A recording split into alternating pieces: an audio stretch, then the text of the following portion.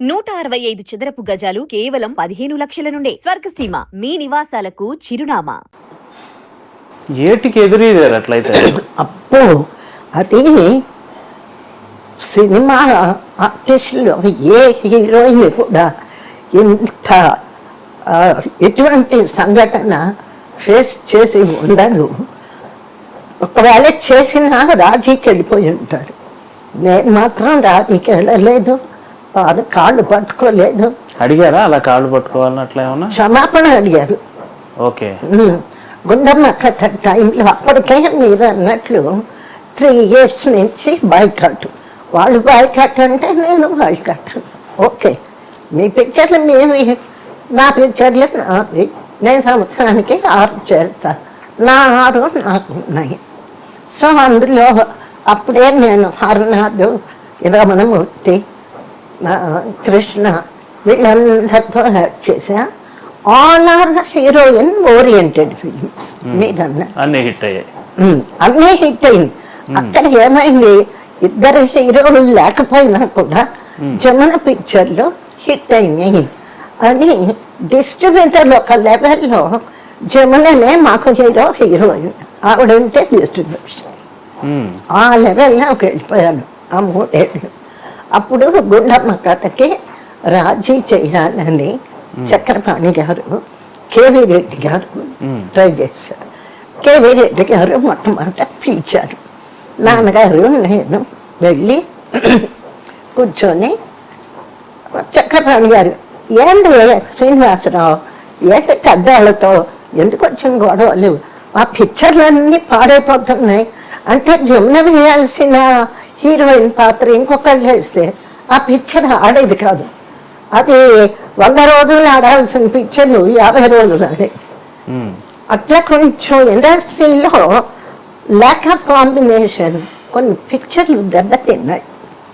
అది దృష్టిలో పెట్టుకొని కేవీ గారు, చక్రపాణి గారు రాజీ ప్రయత్నం చేశారు. అప్పుడు వాళ్ళు ఏం చేశారు అంటే, వాళ్ళ రూము, నాన్నగారు నేను ఒక రూమ్లో కూర్చోబెట్టారు. కేవీ రెడ్డి గారు ఏంటన్నా ఇదేం బాగలేదు, పెద్దవాళ్ళు మేము మాట్లాడతాము అని చెప్పి లోపలికి వెళ్ళి వాళ్ళతో మాట్లాడి వచ్చారు.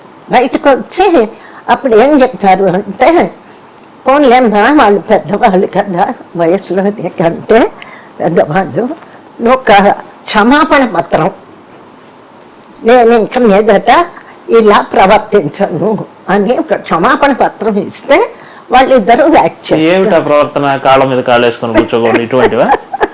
ఏమిటా ప్రవర్తన వాళ్ళకే తెలియాలి అని చెప్పి అది కేవీ రెడ్డి గారికి వచ్చి చెప్పారు.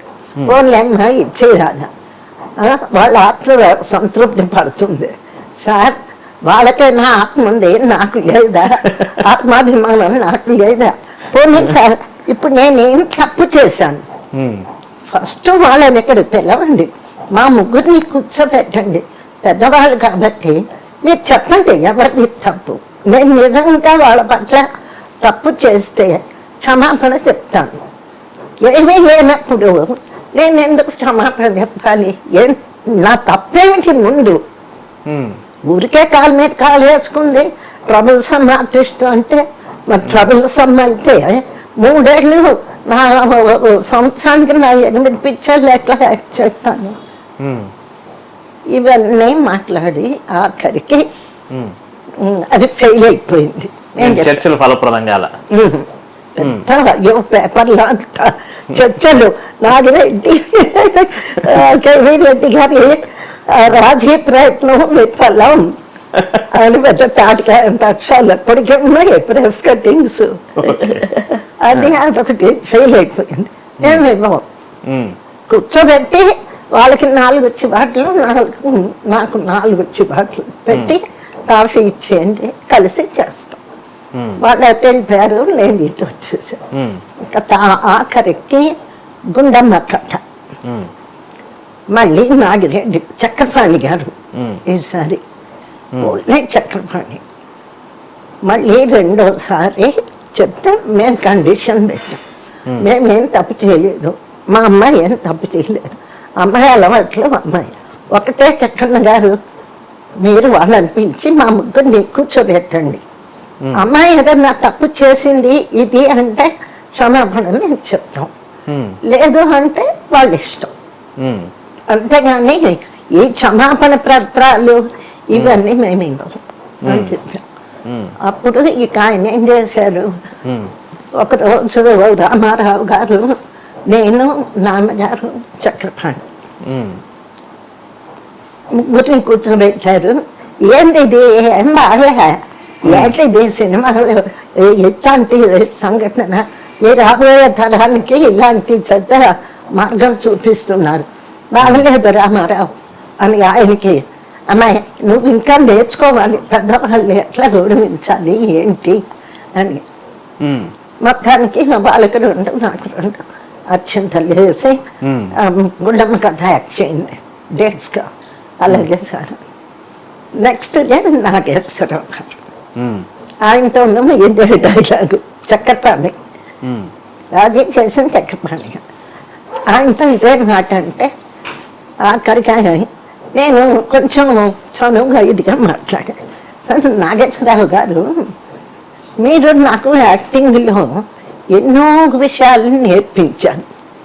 How to use steer, long షాట్లో ఏడవక్కర్లేదు, ఇట్లాంటివి ఎన్నో యాక్టింగ్ సైడ్ నేర్పినప్పుడు పర్సనల్గా కూడా ఏదైనా ఇట్లా చిన్న చిన్న విషయాలు ఉంటే, అమ్మాయి నువ్వు ఇట్లా ఉండాలి, ఇలా ఉండకూడదండి, ఎందుకు చెప్పకూడదు, చెప్పచ్చు కదా. అది ఆయన్ని చదువుగానే కొంచెం అంటే ఏదైనా అయిపోయిందిలే అన్నారు. మొత్తం కాఫీ తాగి గుండమ్మ కథ అందరు. అది ఆ గుండమ్మ కథ. అదే నాకు ఫస్ట్ డే ఆఫ్టర్ కాంప్రమైజ్ ఇదే పిక్చరు. ఆ పిక్చరు ఇద్దరు హీరోల మధ్య ఫోటో తీసు. అప్పుడు నా మైండ్ ఎట్లా ఉంది అన్నది నాకు గుర్తు రావడం. మామూలుగా క్యాజువల్గా మేము ఉన్నానా, లేకపోతే వీళ్ళిద్దరి మీద విజయం సాధించానా అన్నది నాకు గుర్తులే. ఆ ఫీలింగ్ ఏమిటా అనేది. బట్ స్టిల్ అయితే వాళ్ళిద్దరేమో చెవులు మెలేస్తూ ఒక స్టిల్, మళ్ళీ ఫ్రెండ్లీగా ఇద్దరు చేతులు చేసి స్టిల్ తీయించుకున్నాం.